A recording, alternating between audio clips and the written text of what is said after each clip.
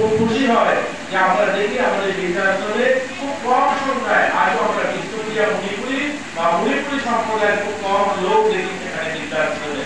কারণ আপনারা এখনো ধর্মের উপরে ভিত্তি করে, সংস্কৃতির উপরে ভিত্তি করে এখনো ছেলেমেয়েদেরকে মানুষ করছে, তার জন্য আমরা এটা দেখি না। আমি মন্ত্রী হিসাবে আমি দায়িত্ব নিয়ে বলতে পারি, আমাদের যতগুলো বৃদ্ধাশ্রম আছে কোনো বৃদ্ধাশ্রম অন্তত মণিপুরী সম্প্রদায় কোনো মাকে কোনো দিদিকে আমরা দেখি না সেখানে বৃদ্ধাশ্রমে।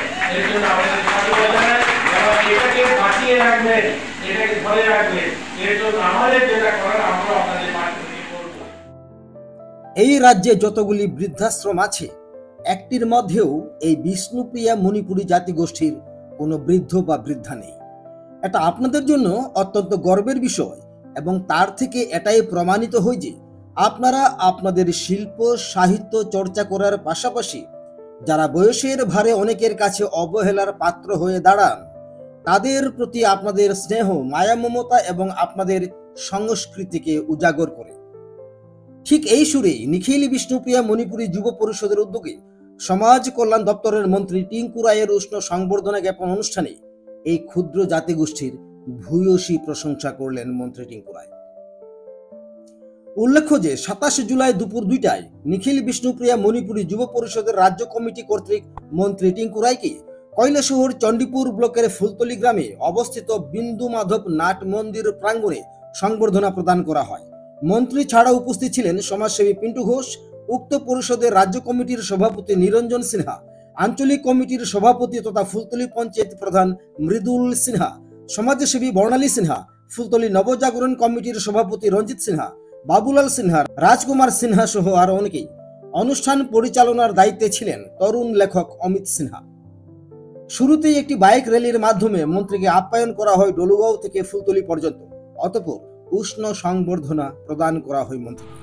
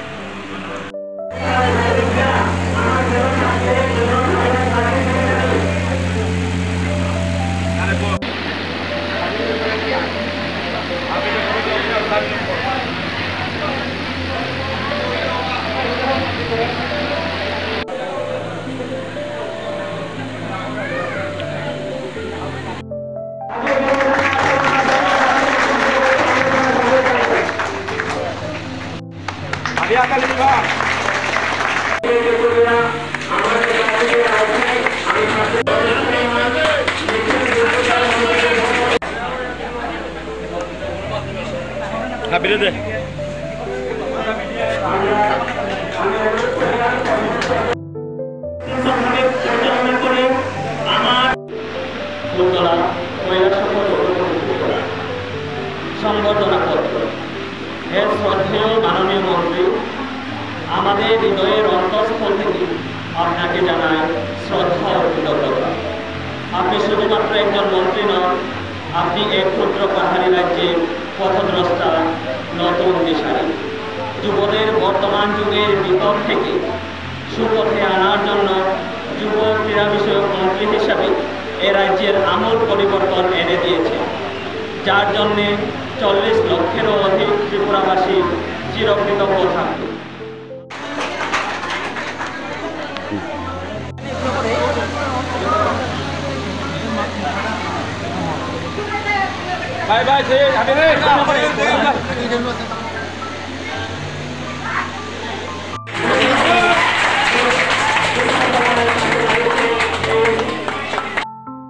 স্থানীয় 5 জনকে বিভিন্ন ক্ষেত্রে তাদের অবদানের জন্য সংবর্ধিত করা হয়। তারা হলেন টিপু সিনহা, বিজন সিনহা, প্রহার সিনহা, রাজীব সিনহা ও কমল সিনহা।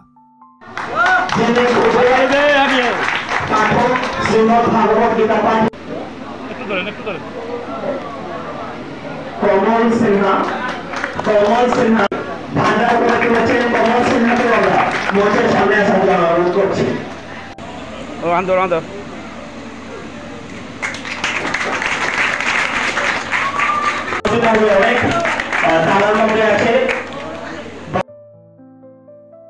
স্বাগত ভাষণ রাখেন যুব পরিষদের আঞ্চলিক কমিটির সভাপতি তথা ফুলতলী পঞ্চায়েত প্রধান মৃদুল সিনহা। এক সংক্ষিপ্ত ভাষণে তিনি এই জাতিগোষ্ঠীর প্রতি মন্ত্রীর দিল দরিয়া মনোভাবের জন্য অভিনন্দন জ্ঞাপন করেন।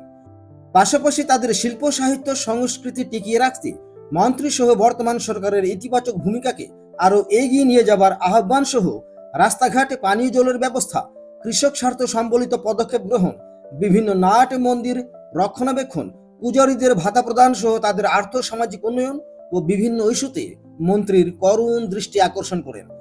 পাশাপাশি ফুলতলী যুবক বৃন্দ কর্তৃক মানব সেবায় নিয়োজিত ফুলতলী নবজাগরণ কমিটির ভূয়সী প্রশংসা করেন। উক্ত কমিটির সভাপতি রঞ্জিত সিনহার তত্ত্বাবধানে নিজেদের পকেটের অর্থে দিবারাত্র যেভাবে ওই সংগঠন কাজ করে চলেছে তা এক কথায় নন্দনীয় বলে তিনি মন্তব্য করেন।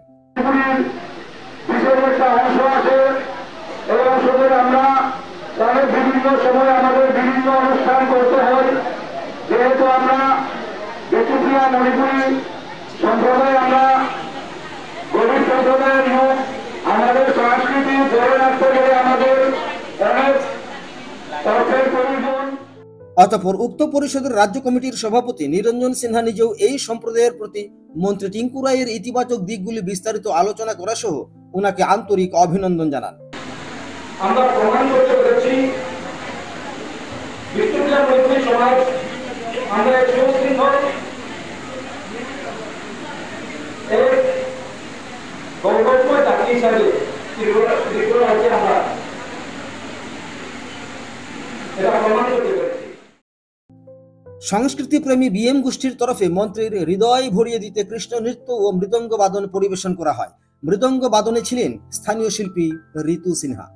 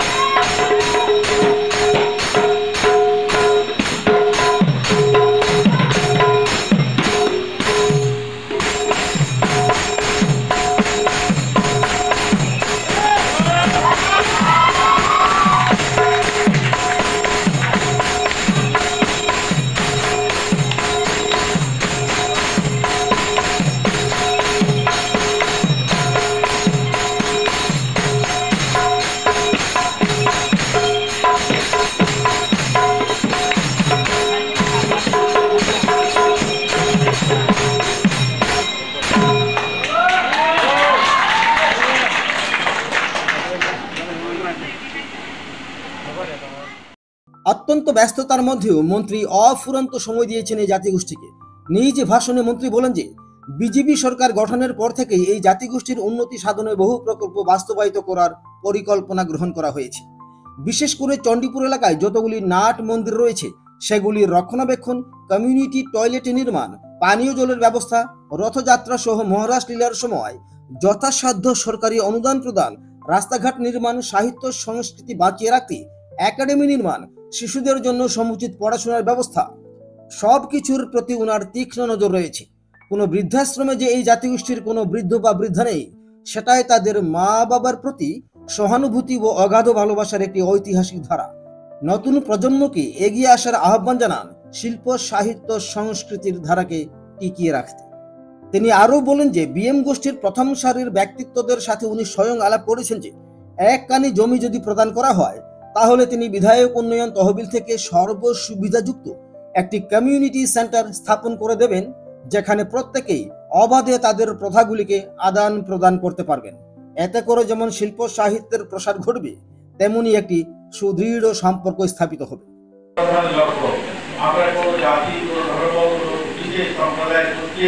মানুষের জন্য বেশি অধিক উন্নয়ন, সকলের জন্য উন্নয়ন। দেখবেন আমাদের কমিটমেন্ট বা আমাদের কাজ করার ধরন, আজ প্রধানমন্ত্রী আবার করেছে সারা রাজ্যে প্রত্যেকটা মান্ডব উন্নয়নের খাঁচা আমরা খরচা করি, তাহলেও 5 বছর সবগুলো মান্ডব সুন্দরীকরণ হবে না। তারপরেও আমরা শুরু করেছি আপনাদের এই কুলতলিতে যে মান্ডবটা রয়েছে, প্রধান মান্ডব, ওই মান্ডবটার জন্য টাকা এখন দেওয়া হয়েছে, সেটাকে যেন সারানো যায়। জালতলিতে যে মান্ডবটা রয়েছে সেটার জন্য আমরা টাকা দিয়েছি। আমরা যেটা আমাদের ধরাইতে একটা মান্ডব আছে সেটার জন্য টাকা দেওয়া হয়েছে, কাবলিপুরাতে মান্ডবের জন্য দেওয়া হয়েছে, গোলদারপুরে আমরা দিয়েছি। আমরা এই 2.5 বছরে অনেকগুলো মান্ডবকে নতুন করে সাজিয়ে তোলার জন্য পয়সা দেওয়া হয়েছে। ক্রমশ আপনাদের এখানে আরো যে ভাঙা মান্ডবগুলো আছে সেগুলোকেও আমরা উন্নয়ন করবো। আমি এখনই কথা বলছিলাম বিজুবাবুর সঙ্গে যে আপনারা এই মন্দিরটা পরিচালনা করতে যে পণ্ডিত কোথায় থাকে, যে ঠাকুর কোথায় থাকে, যিনি পুজো পাঠ করে, যারা 60 ঊর্ধ্ব এখনো যারা সামাজিক ভাতা পাচ্ছেন, বলছিলাম আপনার খবর নিয়ে পুরো বিধানসভায় যতগুলো মণ্ডলে যারা পুরোহিত আছে, পুজো করে, যাদের বয়স 60 ঊর্ধ্ব হয়েছে, তাদেরকে যেন সামাজিক ভাতার জন্য ফর্ম ফিল আপ করে আপনাদের এখানে মান্ডব পরিচালনা করতে গিয়ে মিনিমাম 2 জন কীর্তনী, প্রতিদিন সন্ধ্যা আরতির জন্য 2 জন কীর্তনী থাকে যারা খোল করতাল বাজান। এরকম যারা বয়স্ক, যারা আমরা এখন নিয়ম করে তো দিতে পারবো না, কিন্তু যাদের বয়স্ক, যারা বয়স হয়েছে 60 ঊর্ধ্ব, তাদেরকেও আমরা সেই ভাতা দিয়ে সাহায্য করতে পারি, তারা যদি এই সেবা কার্যটা করতে পারে। দেখুন, একটা কথা না বললে না হয়, আপনাদের রাজ্য সভাপতি এই নিখিল বিষ্ণুপ্রিয়া মণিপুরী যুব সমাজের যিনি সভাপতি, তিনি বলেছেন যে আমরা গীতা পাঠ, আমরা শ্রীমদ ভাগবত পাঠ করি। আমরা সত্যি আমাদের ভালো লাগে, আমাদের এখনো যে আমাদের সামাজিক ব্যবস্থায় বিষ্ণুপ্রিয়া মণিপুরী সমাজের মানুষ এখনো এই মান্ডব কেন্দ্রিক, অর্থাৎ মান্ডবে জীবনের জন্ম থেকে মৃত্যু অবধি আপনারা এখানে এই এটার মধ্যে অনুষ্ঠান করে। আমি অনেকবার বলেছি, আমরা খুব খুশি হয় যে আমরা দেখি আমাদের বৃদ্ধাশ্রমে খুব কম সংখ্যায় আজও আমরা বিষ্ণুপ্রিয়া মণিপুরী বা মণিপুরী সম্প্রদায়ের খুব কম লোক দেখি সেখানে বৃদ্ধাশ্রমে। কারণ আপনারা এখনো ধর্মের উপরে ভিত্তি করে, সংস্কৃতির উপরে ভিত্তি করে এখনো ছেলেমেয়েদেরকে মানুষ করছে, তার জন্য আমরা এটা দেখি না। আমি মন্ত্রী হিসাবে আমি দায়িত্ব নিয়ে বলতে পারি, আমাদের যতগুলো বৃদ্ধাশ্রম আছে, কোনো বৃদ্ধাশ্রম আমাদের মধ্যে মণিপুরী সম্প্রদায় কোনো মাকে, কোনো দিদিকে আমরা দেখি না সেখানে বৃদ্ধাশ্রমে। এর জন্য আমাদের সাধুবাদ জানাই, যারা এটাকে বাঁচিয়ে রাখবেন, এটাকে ধরে রাখবেন। এর জন্য আমাদের যেটা করার আমরা আপনাদের পাশে থেকে করবো। যেগুলো সার্বিক উন্নয়ন, রাস্তাঘাট, বিল্ডিং করতে হবে, স্কুল স্থাপন করতে হবে, হসপিটাল করতে হবে, রাস্তা তৈরি করতে হবে। এখানে নিখিল বিষ্ণুপ্রিয়া মণিপুরী যুব সমাজের তারা অনেকগুলো দাবি দাওয়া দেবে, এগুলো চলতে থাকবে। এগুলো দিয়ে দেখুন, এটাই বললাম যে সর্বপল্লী রাধাকৃষ্ণ যিনি রাষ্ট্রপতি ছিলেন, তিনি বলেছেন কল কারখানা, রাস্তা, ফ্যাক্টরি তৈরি করে সমাজের সভ্যতা বাঁচিয়ে রাখা যাবে না। সভ্যতার জন্য সংস্কৃতি চাই, যেটা আপনারা করছেন এটাকে ধরে রাখুন। এর জন্য দাবি দাওয়া যেগুলো সেগুলোর সঙ্গে এটার কোনো যোগ নেই। আপনারা আপনাদের যেভাবে সামাজিক ব্যবস্থাটাকে চালিয়ে যাচ্ছেন সেভাবে চালিয়ে যান, এটাকে ধরে রাখুন। এর জন্য আমাদের যেখানে দরকার হবে আমরা আপনাদের পাশে থাকবো। বাকি যেগুলো উন্নয়নের বিষয় আছে সেগুলো তো আমরা করবোই। আপনারা দেখেছেন এই অল্প সময়ের মধ্যে 2.5 বছর হয়েছে যে আড়াই বছরে অনেক ডেভেলপমেন্টের কাজ আমরা চণ্ডীপুর বিধানসভা করেছি। আমরা এগুলো এখন বলতে যাচ্ছি না, অনেক কাজ হয়েছে। আমরা প্রায় 400 কোটি টাকার প্রজেক্ট আমাদের চণ্ডীপুর বিধানসভা কৈলাসহরে 400 কোটি টাকার বিভিন্ন প্রজেক্ট, বিল্ডিং, কনস্ট্রাকশন, অফিস, আদালতের কাজ হচ্ছে, যেগুলো বললে 1 ঘন্টা লাগবে। এত কাজ আমরা ডেভেলপমেন্টে করছি আমাদের এই বিধানসভা এলাকায়। অন্তিম লগ্নে যুব পরিষদ কর্তৃক মন্ত্রীর হাতে 7 দফা দাবিপত্র তুলে দেওয়া হয়। সেগুলি পূরণে মন্ত্রী আন্তরিক হবেন বলে আশা ব্যক্ত করেছেন সবাই। ওই সংবর্ধনা সভায় কৈলাসহরের বিভিন্ন প্রান্ত, কমলপুর, ধর্মনগর সহ আগরতলার বহু প্রান্তের মানুষের উপস্থিতি লক্ষ্য করা গেছে। কৈলাসহর থেকে উত্তম সিনহার রিপোর্ট, ত্রিপুরা পাইওনিয়ার।